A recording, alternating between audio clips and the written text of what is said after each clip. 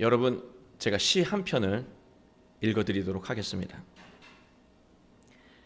당신이 꼭 좋은 사람이 되어야만 하는 것은 아닙니다. 참여하며 무릎으로 기어 사막을 통과해야만 하는 것도 아닙니다. 다만 당신의 육체 안에 있는 그 연약한 동물이 원하는 것을 할 수 있게 하십시오. 저에게 당신의 상처에 대해 말하십시오. 그러면 저의 상처에 대해서도 말하겠습니다. 그러는 중에도 세상은 돌아갑니다. 그러는 중에도 태양과 비는 풍경을 가로질러 갑니다. 풀밭과 우거진 나무들 위에, 산과 강 위에 당신이 누구이며 얼마나 의롭든 세상은 당신의 상상 앞에 자신을 드러내며 기러기처럼 거칠고 들떠있는 목소리로 외치고 있습니다. 다시 또 다시 이 세상 모든 것들 가운데 당신의 자리가 있다는 것을. 미국의 시인 메리 올리버의 기러기라고 하는 시입니다. 이 시는 누구나 살면서 겪을 수 있는 삶의 상처를 깊이 송찰하고 있습니다. 자신에게 상처를 준 세상으로부터 벗어나려고 하지 말라는 것입니다. 마음의 무게를 가볍게 하고 상처를 준 세상으로 다시 돌아가라고 하는 거예요. 세상에는 여전히 당신을 기다리는 당신의 자리가 있기 때문이라는 것이죠. 사람은 누구나 크고 작은 마음의 상처를 지니고 살아갑니다. 이것을 우리는 트라우마라고 말합니다. 트라우마는 크고 작은 것이 있습니다. 저는 한동안 굴을 먹지 못했던 일이 있었는데요. 어릴 때 굴을 먹을 때 심하게 체했던 그 기억이 있어서 한동안 굴을 못 먹었던 기억이 있습니다. 다행히 지금은 굴이 없어서 못 먹을 정도로 잘 먹고 있습니다. 이처럼 트라우마가 작은 경우에는 그냥 안 먹으면 그만이고요. 또 때가 되면 그 트라우마를 이겨낼 수 있다라고 하는 거예요. 문제가 되지 않는다고 하는 것입니다. 그러나 트라우마가 큰 경우에는 삶에 나쁜 영향을 끼치고요. 생각하지 못한 여러 형태로 문제를 일으킨다는 거예요. 그리고 삐뚤어진 모습으로 삶을 살게 만든다는 것입니다. 상담 심리학자들은 트라우마를 치유하기 위해 먼저 해야 되는 것은 상처의 원인을 정확히 아는 것이라고 말합니다. 상처의 원인을 정확히 아는 것에서 치유가 시작된다는 거예요. 그래서 힘들지만 다시 상처 입었던 그 순간으로 돌아가서 그 원인을 찾으라고 하는 것입니다. 그러나 마음의 상처와 삶의 문제를 해결하는 것이 이론처럼 쉽지는 않습니다. 이러한 치유 방식은요, 전문가의 도움을 통해서 이루어지는 방식이기 때문에 그렇습니다. 우리에게는 오랜 시간 해결되지 않은 문제들이 있습니다. 해결되지 않은 이유가 여러 가지 있겠지만요, 대부분 문제의 중심으로 들어가지 않고 피상적으로 해결하려고 했기 때문에 근본적인 해결이 안 된 것입니다. 문제의 중심으로 들어가야 하는데 그렇게 하자니 다시 아픈 기억이 떠오를 것 같아서 괴롭습니다. 또 때로는 누군가 부딪혀야 하는 일이 생기기 때문에 그 문제의 중심으로 들어가지 못합니다. 피곤하니까요. 이런저런 이유 때문에 문제의 중심으로 들어가는 것이 꺼려지고 힘들다라고 하는 거예요. 이런 것들이 괴로워서 계속 문제를 안고 우리는 살아가고 있습니다. 계속 불행을 감수하며 살고 있는 것입니다. 우리가 지금 이런 모습으로 살고 있는 거예요. 우리 모두 오늘 말씀을 통해서 지금까지 계속 이어져 온 아픔과 불행의 사슬을 끊고 기쁨으로 가득한 복된 삶을 회복하게 되길 주님의 이름으로 축원합니다. 오늘 말씀은 마음의 상처와 고통을 준 삶의 자리로부터 도망치려고 하는 제자들과 그들을 온전히 회복시키려고 하는 예수님과의 이 씨름을 하고 있는 내용이라고 할 수 있습니다. 예수님이 주시는 참된 회복은 어떻게 이루어지는지, 또 회복된 후에는 어떤 삶의 변화가 일어나는지 성경은 분명하게 설명하고 있습니다. 사도행전은요, 누가복음을 쓴 누가가 데오빌로라고 하는 사람에게 보낸 서신이에요. 누가복음이 예수님의 탄생과 사역 그리고 고난과 부활에 대해 설명했다면 사도행전은 예수님이 승천하신 후에 제자들이 성령의 도움으로 사역하는 내용을 담은 이야기입니다.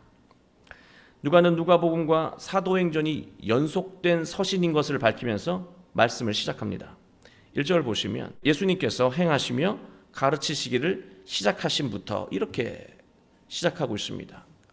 2절 그가 택하신 사도들에게 성령으로 명하시고 승천하신 날까지의 일을 기록하였노라. 글만 보면 예수님은 사역을 마치신 후에 하늘로 날아 올라가신 것으로 이해될 수 있습니다. 물론 예수님은 지금도 하나님과 함께하고 계시죠. 그러나 사도행전이 전하려고 하는 내용은요, 다른 것입니다. 우리말 성경은 승천이라고 번역을 했는데요, 예수님이 공중 하늘로 올라가신 것 같아요. 그러나 성경 원전에는 하늘이라고 하는 단어, 우라노스라는 단어가 없다는 거예요. 승천이라고 하는 것은 하늘로 올라갔다는 건 아닙니까? 그러나 성경 원전에는요, 하늘이라고 하는 단어가 없어요.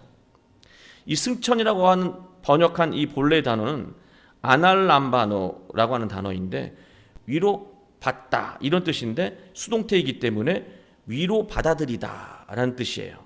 따라서 이 말을 제대로 번역을 하면 제자들이 예수님을 받아들였다라고 하는 거예요.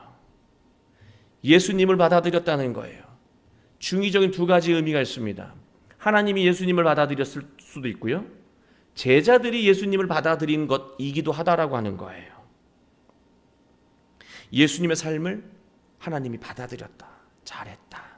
또 예수님의 가르침과 이 복음과 십자가의 진리를 제자들이 비로소 받아들였다라고 하는 거예요. 제자들이 예수님을 받아들일 때까지의 일들이 기록된 것이 누가복음이고요, 예수님의 복음을 한 절로 요약한 내용이 바로 3절 말씀입니다. 3절을 보시면 그가 고난받으신 후에 그들에게 확실한 많은 증거로 친히 살아계심을 나타내사 40일 동안 그들에게 보이시며 하나님 나라의 일을 말씀하시니라. 제자들은 비록 시간은 걸렸지만 예수님의 말씀과 십자가 그리고 하나님 나라의 일이 무엇을 의미하는지 이해하고 받아들였다라고 하는 것을 말하는 거예요. 비로소 누가복음이 다 끝나가니까 예수님이 다 이렇게 모든 사역을 끝내고 부활하시니까 비로소 그제야 제자들은 예수님이 보여주셨던 모든 것들이 어떤 의미인지를 받아들였다라고 하는 거예요. 여기서 잠시 우리가 짚고 넘어가야 될 내용이 있습니다. 우리는 예수님의 말씀과 십자가, 하나님 나라의 일이 무엇을 의미하는지 이해하고 받아들인 상태입니까? 정확하게 이해하고 받아들인 상태냐는 거예요. 예수님의 가르침을 이해하고 받아들여야 오늘 지금 예수님이 주시려고 하는 그 치유와 회복, 그 권능을 우리가 경험할 수 있다라고 하는 것입니다. 4절 볼까요? 사도행전이 4절부터 본격적으로 시작합니다. 제자들이 모였고요, 예수님이 제자들에게 말씀하십니다. 사도와 함께 모이사 그들에게 분부하여 이르시되, 이 명령하셨다는 말씀입니다. 예루살렘을 떠나지 말고 내게서 들은 바 아버지께서 약속하신 것을 기다리라. 명령의 내용은요, 예루살렘을 떠나지 말라는 거예요. 예루살렘에 계속 머물면서 하나님이 약속한 것을 기다리라고 하는 것이 예수님의 명령이었습니다. 예수님이 왜 이런 명령을 제자들에게 했을까요? 제자들은 예루살렘을 떠나고 싶었기 때문입니다. 제자들에게 예루살렘은 고통과 괴로움, 수치와 절망을 안겨준 장소였습니다. 예수님이 돌아가신 아픔과 죄책감이 가득한 실패의 장소가 예루살렘이었다는 거예요. 예루살렘은 근처에도 가고 싶지 않은 곳이고 잊고 싶은 일들로만 가득한 곳이고 위험천만한 곳이 예루살렘이에요. 제자들은 이 예루살렘을 빨리 벗어나서 새 출발하고 싶었을 것입니다. 그런데 예수님은요, 그 예루살렘에 머물라고 말하고 있습니다. 위험할 수도 있는데 그대로 머물라고 당부하고 명령하고 계시다라고 하는 거예요. 여러분, 우리는 지금 어디에서 벗어나고 싶습니까? 어떤 문제에서 벗어나고 싶으세요? 어떤 일에서 벗어나고 싶으세요? 누군가로부터 벗어나고 싶으십니까? 어떤 기억에서 벗어나고 싶으십니까? 이처럼 우리는 벗어나고 싶어하는 것들이 지금 있습니다. 그런데 신앙인들이 기도에 대해 착각하는 것이 있습니다. 기도가 아픔과 절망에서 벗어나게 해주는 과정이라고 여긴다는 거예요. 아픔과 슬픔, 절망의 이 기억이 우리의 기억 속에서 사라진다고 해서 실제로 회복이 일어나는 것이 아니라고 하는 거예요. 신앙은요, 예수님 말씀처럼 자신을 부정하는 것에서 시작합니다. 자신을 객관적으로 보는 것에서 시작한다는 말이에요. 모든 상처와 문제의 회복은요, 하나님의 말씀 안에서 자신의 원인을 발견하고 자신의 원인을 적극적으로 인정하는 것에서 시작된다는 말씀입니다. 예수님은 제자들이 예루살렘에서 당한 고통과 아픔을 충분히 이해하시면서도 예루살렘에 머물라고 하신 데에는 그 이유가 있었어요. 예루살렘은 굉장히 위험한 곳이었는데도 머물라고 하셨어요. 그 이유가 있다라고 하는 거예요. 그 이유는 또 아주 명쾌합니다. 그곳에서 하나님이 약속한 분이 오시기 때문에 그래요. 바로 성령이 임하시기 때문에 그렇습니다. 예루살렘에서 성령이 임하기 때문에 예루살렘에 머물라고 하신 거예요. 예수님은 예루살렘에 머물며 아버지께서 약속하신 것을 기다리라고 하셨습니다. 요한복음 14장 16절을 보시면 내가 아버지께 구하겠으니 그가 또 다른 보혜사를 너희에게 주사 영원토록 너희와 함께 있게 하리니, 오늘 성가대가 찬양한 그 가사와 똑같은 거예요. 성령이 늘 너희와 함께함으로 너희에게 길을 제시하고 문제에 답을 주고 상처를 치유하고 회복함으로 너희들은 늘 감사하는 인생을 살 수 있다는 것이죠. 그 성령을 보내신다는 거예요. 하나님이 약속하신 것은 성령이었고 그 성령이 임하는 장소가 바로 예루살렘이었다는 것입니다. 예루살렘이 특정한 장소, 은혜의 장소이기 때문이 아니에요. 그 예루살렘은 우리의 삶의 자리이기도 해요. 우리의 상처가 있는 자리이기도 하고 나에게 상처를 준 어떤 대상이기도 하고 나에게 고통을 안긴 어떤 일이기도 해요. 경험이기도 하고요. 그게 예루살렘이에요. 그곳에 성령이 임한다는 거예요. 그곳으로 가야 성령을 경험할 수 있다는 말씀이에요. 5절 말씀을 보시면 세례 요한은 물로 세례를 베풀었으나 제자인 너희들은 성령으로 세례를 받는다라고 말씀하십니다. 성령이 임하면은요, 누군가의 가르침, 도움이 필요 없다는 말입니다.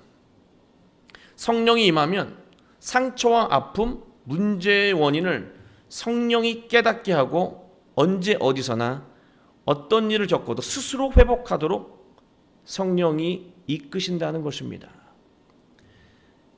세상의 어떤 전문가의 도움 없이도 우리와 함께 하시는 성령이 매 순간 어떤 말과 행동을 해야 하는지 일깨워 주신다는 말씀입니다. 그 성령이 예루살렘에서 임한다는 말씀입니다. 성령은 임하시는 동시에 치유와 회복을 시작하십니다.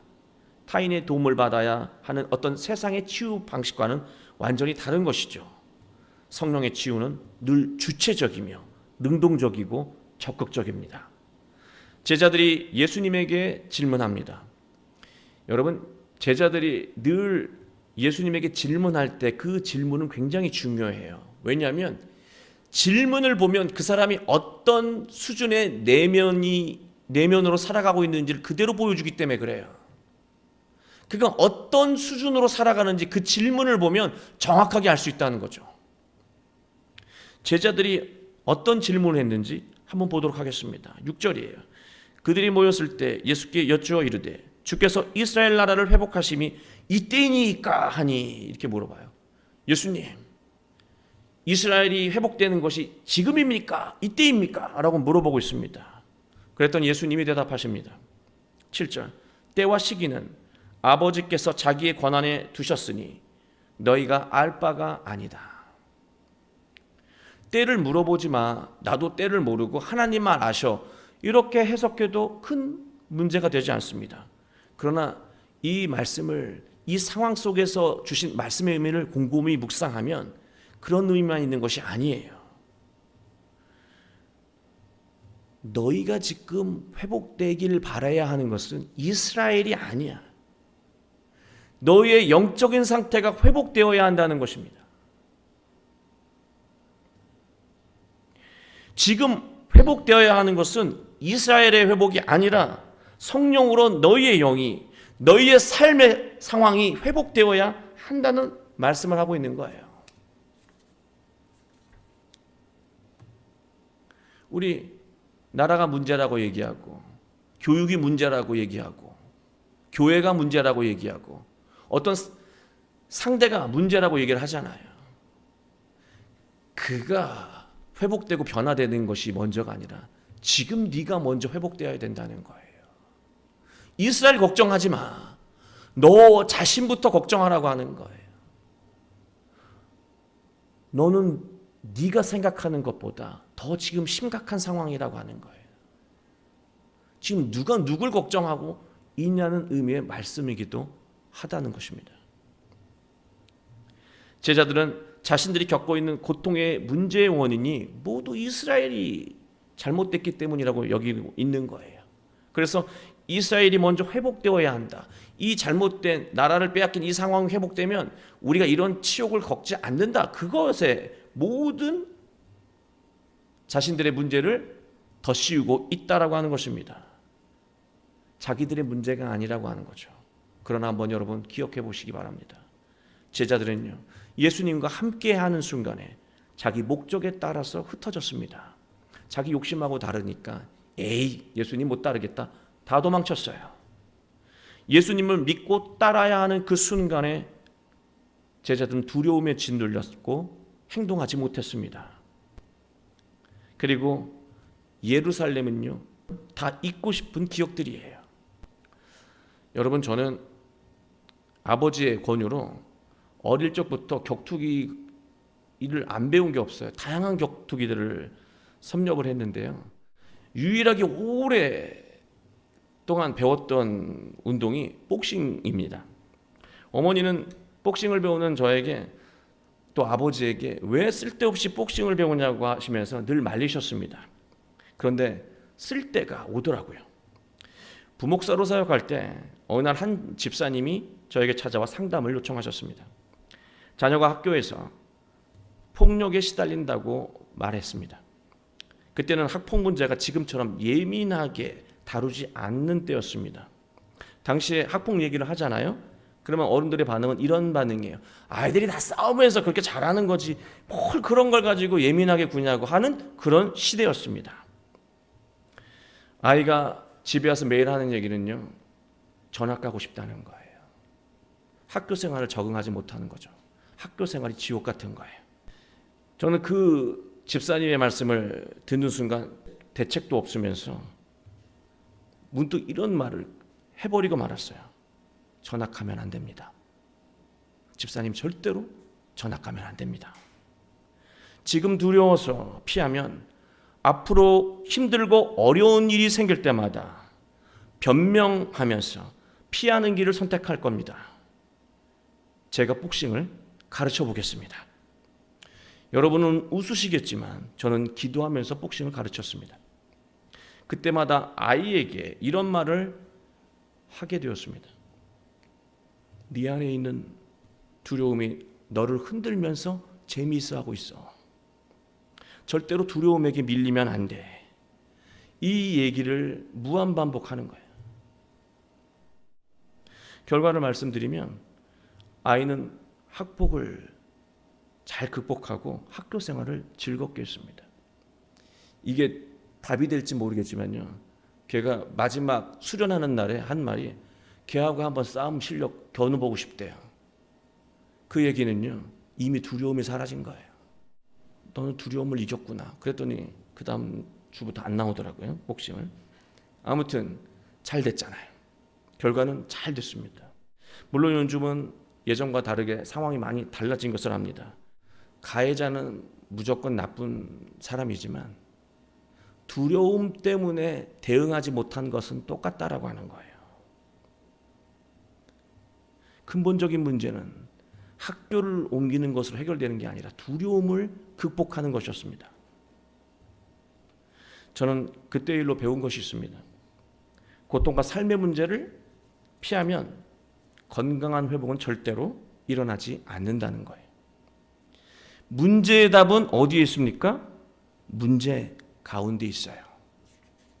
문제가 발생했는데 문제를 회피한다고요? 절대로 답을 찾을 수 없습니다. 문제의 답은 문제에 있고 고통의 답은 고통 가운데 있다라고 하는 거예요. 다른 것으로 답이 대처되지 않는다는 거예요. 제자들은 답이 있는 그 예루살렘을 괴롭고 두렵고 무서워서 치욕스럽고 자존심 상해서 벗어나고 싶었어요. 예수님은 아니라고 하는 거예요. 예루살렘에 끈질기게 머물러야 한다는 거예요. 너희가 성령을 통해서 치유될 때까지 머물라고 하는 거예요. 내가 회피하지 않고 고통과 문제 안으로 깊이 들어갈 때 그 순간에 성령님이 임하신다는 것입니다. 그 순간에 성령님이 나를 위해서, 여러분을 위해서 역사하기 시작하는데요. 놀라운 권능으로 역사하신다는 거예요. 이 놀라운 권능이라고 하는 건 엄청난 힘일 수도 있겠지만 꼭 필요한 말이에요. 꼭 필요한 행동이에요. 꼭 필요한 총명이에요. 판단이에요. 그렇게 예수 성령님께서 역사하신다는 거예요. 그런 성령님을 믿고 예루살렘으로 가는 것을 두려워하지 말라고 하는 것이죠. 여러분, 일 때문에 하루하루가 괴로움을 느낀다면 답은 레저 활동에 있는 게 아니에요. 일이 고달프고 지치는데 열심히 취미생활을 해봐요. 일이 즐거울 것 같습니까? 여전히 일은 죽을 때까지 괴로워요. 나중에 취미생활 때문에 일하는 게 더 괴로워져요. 피곤해서. 답도 일 안에 있다는 거예요. 일의 주변을 겉돌지 않고 그 일의 중심으로 돌아가야 성령이 여러분에게 주신 능력을 경험할 수 있다라고 하는 거예요. 유능한 인생을 살 수 있게 된다는 거예요. 사람과의 관계가 문제라면 사람을 피하는 것으로 절대 해결되지 않습니다. 더럽고 치사하다라고 하는 말을 하면서 피하면 안 된다는 거예요. 두려워서 피하는 거예요. 불편해서 피하는 것이고 그것을 인정해야 해요. 그게 예루살렘으로 가는 거예요. 이 말이 또 억지로 좋지도 않은데 잘 지내라고 하는 말로 들으실 수 있는데 그런 말이 아니에요. 사람을 두려워하며 피하지 말라는 거예요. 그 순간에 피하지 말고 원래 해야 되는 일 해. 해야 되는 말 하고 그러면 성령님께서 그때 그 순간에 너희에게 해야 될 말과 행동을 가르쳐 주신다는 거예요. 당당하게 인생을 살 수 있다는 말씀입니다. 온전한 치유는 성령을 믿고 문제의 중심으로 들어갈 때, 예루살렘으로 들어갈 때 일어나기 시작한다는 것을 우리는 기억해야 합니다. 예수님은 우리에게 성령을 보내주셨습니다. 우리가 두려워하지 않고 믿음으로 고통의 문제의 중심으로 당당하게 들어갈 수 있다면 성령은 우리에게 필요한 능력을 주신다는 것입니다. 예수님은 제자들에게 또 오늘을 살아가는 우리에게 말씀하십니다. 나의 제자들아, 너희가 상처와 아픔, 문제의 원인이라고 여겼던 예루살렘에 계속해서 머물면 너희는 성령의 능력을 경험하며 참된 회복을 이루게 될 것이고 온 유대와 사마리아와 땅끝까지 우리가 어디에 가든지 당당하게 능력을 드러내며 인생을 살아가게 될 것이라고 약속하고 계신 거예요. 삶에 문제가 있다면 피하지 말고 그 문제 중심으로 나아가시기 바랍니다. 그리고 성령의 은혜를 기다리시기 바랍니다. 반드시 성령께서 여러분에게 능력으로 임하신다는 거예요. 믿음을 가지세요. 그리고 성령의 은혜를 그 믿음으로 기다리십시오. 성령 우리의 상처와 문제의 원인을 일깨워주고 회복시키며 놀라운 능력을 베풀어 주실 것입니다. 한평생 성령의 능력으로 감동적인 인생을 살아가는 우리 모두가 되길 주 예수 그리스도의 이름으로 축원합니다.